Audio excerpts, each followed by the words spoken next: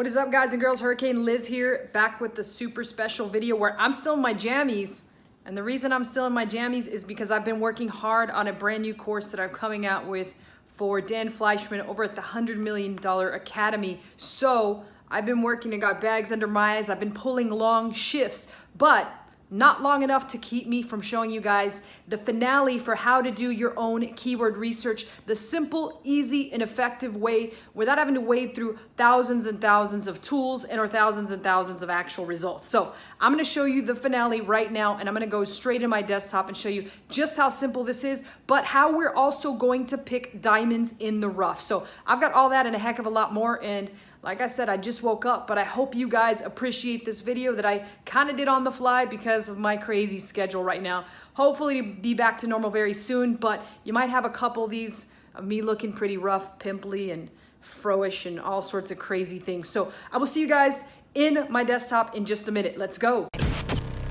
All right, so we're here on my desktop, and if you guys recall, the last time we spoke is here's all of our dragon coloring book keywords that I kind of quickly put together. Now, ignore the backdrop. I actually have been filming a course for Dan Fleischman, the $100 Million Academy, and as a result, my filming schedule's all whack and crazy, and so that's why you got me with fro, with pimples, just straight out of bed, trying to catch up on sleep and trying to catch up on this schedule. So this video is put together just quickly, just because you guys have been requesting it. So I literally have been pulling huge amounts of time and energy into that course. And so as a result, I've got to squeeze in this video because you guys need it. So where we were is this list, right? And now your list is going to be more than likely significantly larger than what I just collected. And remember, the way I collected it is through free tools, and I also showed you how to do it with paid tools. Now, I do highly recommend you go with paid tools as soon as you can afford it. And there's one more thing that I wanted to cover in the paid tools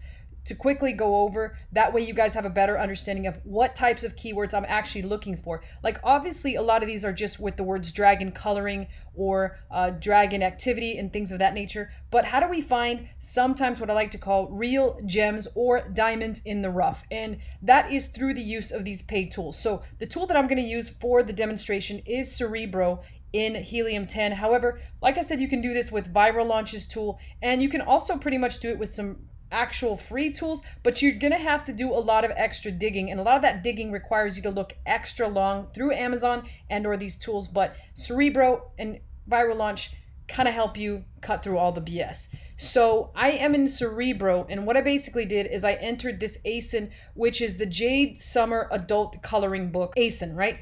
And I would hit search, and I'm right now on page 2, and let's look at some of these page 2 things that come up, and then we'll go back and look at page 1. So we're almost going backwards. But immediately I see this Mythology Adult Coloring Book. Now that is a keyword that is never going to pop up if I am strictly looking for dragon keywords.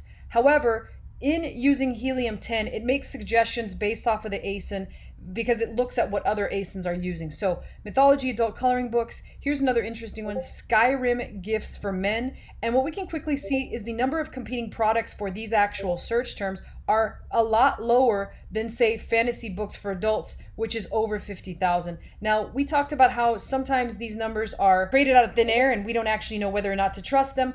But when we have that number in front of us, we pretty much need to kind of go with it. And so I keep looking down through here. And again, here's the Dragon's Coloring Book, but I'm actually basically looking for other things. Now, here's another interesting one, Jade Summer Christmas Coloring Books for Adults.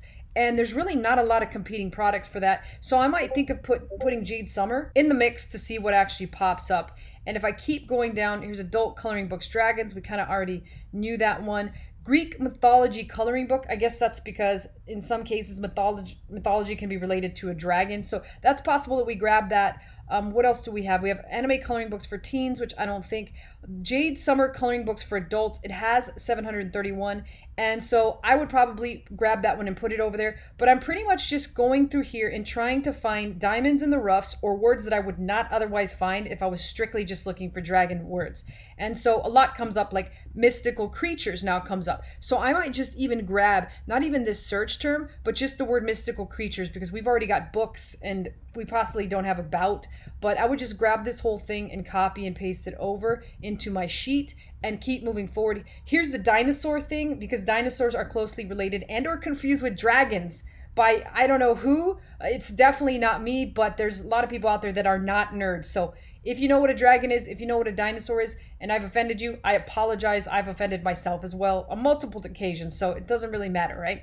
Fantasy Creatures Drawing Book. There's another interesting one with not a heck of a lot of competing products. And according to here, it says it has 0 search volume. But again, as I told you in the last video, we cannot trust that either. So I'm going to keep going down and I'm going to keep looking for other words. And this Kirby Rosana's coloring books pops up a lot. So I might actually want to investigate that further. But for the purposes of keeping this short and sweet, I'm going to just keep going. And I'm going to go back to page 1 to see what we missed.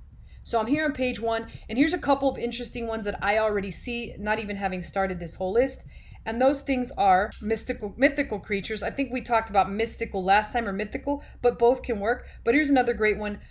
Gift for Dragon Lover. That's fantastic. This is a perfect gift. And while we might not be able to rank for it immediately if we put it in our actual keyword and we stuff it in the back end, we can use this term for a PPC campaign. Not a lot of people are going to hit that one up because they're not doing what you're doing. And so we could potentially get a ton of sales by using that. Here's another one, Fantasy Gifts for Women. So I would put that aside and potentially use it on PPC. It's pretty obvious that we're no way, shape, or form going to have a chance of competing for these if we're not doing any advertising or any Facebook ads, but I still will write them in the list, and later on I'll go and double check that list and grab PPC terms. And Dragon Gifts for Women is another example of one. Book of Beasts, Color and Discover, so I might actually investigate that and look at it further. And Coloring Books Dragons, we've got that. Here's a mythological one. Here is Dungeons and Dragons Craft, which it could be. Mystical Coloring Books, Coloring Books Fantasy, and all sorts of words. So I'm literally just writing down all these words if I was actually doing this. Here's a great one, Medieval Coloring Book, only 203 competing products. Cerebro IQ score is through the roof, which basically means Cerebro really likes this term. So I would certainly put that in there. This one could potentially be a big winner. In fact, we could potentially even put this in the title somehow or the subtitle. And I would keep going, keep seeing what else I can get. We know that Sandra Staples seems to be another actual person that writes these books. Here's another one that's interesting that I would certainly grab, Mythographic Animals. So I have no freaking clue what that means. That sounds like Spanish to me, and many of you out there know that my Spanish is terrible, so I'm sorry. You know I don't speak Spanish. So that's a fact. And we can go for it, and I was just kidding about that. I actually do speak Spanish. I just took that from my favorite line of my favorite movie, Anchorman.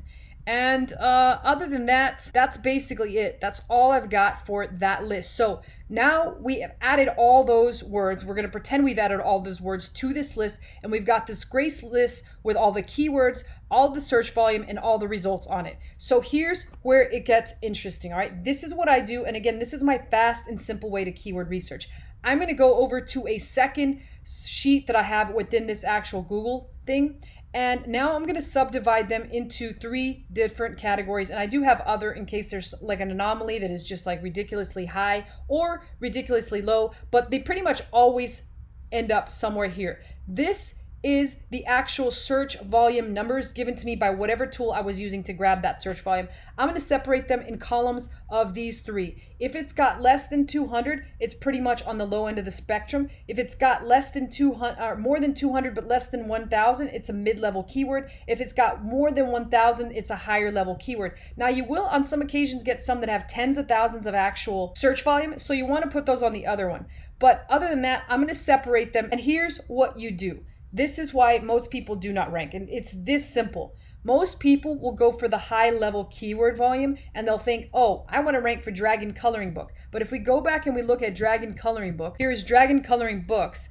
It's got 300 search volume and it's got over 2,000 competing products. Now you can do the math. If we go to Amazon and we look at every single listing for this particular search term, we end up with 16 total. So divide 2,000 by 16. We get 125 total pages, which means that it's almost impossible to get in the first couple pages, which are the only pages that people really pay attention to. And truth be told, it's only the first page. So it's almost impossible to be seen by anyone if you go for these huge volume keywords. So the moral of this story is try and go for approximately 40% to 50% of these keywords, which are the low end keywords, because at least these will give you some sort of chance in hell that you get seen and you get bought for these keywords. So if that's 50, you want to do after that these approximately 30%, that's about 80, and then you want to do about 20% of this, and this could actually be divided. This could be 15% and this could be 5%.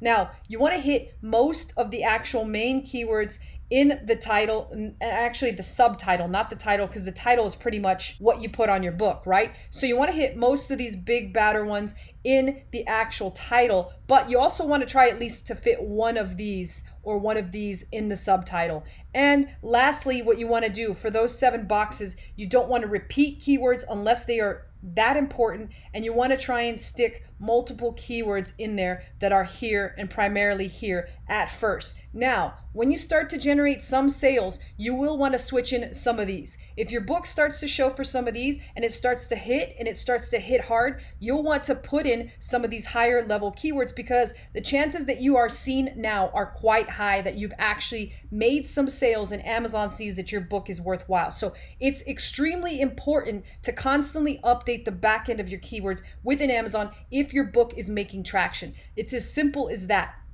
So again, as a repeat, remember step 1 is to gather all your keywords and write down their search volume and their results.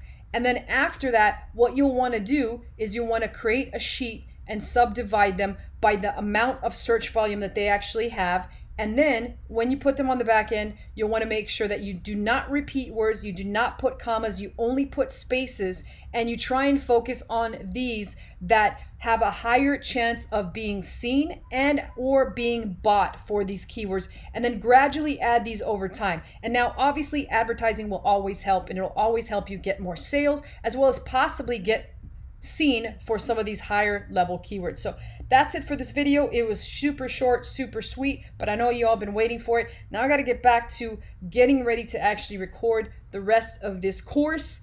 I got to go hide my pimples. I got to go put some makeup on. I got to do all that fun stuff that I actually love to do instead of actually doing research like this. So I will see y'all on the next video. Have a great one.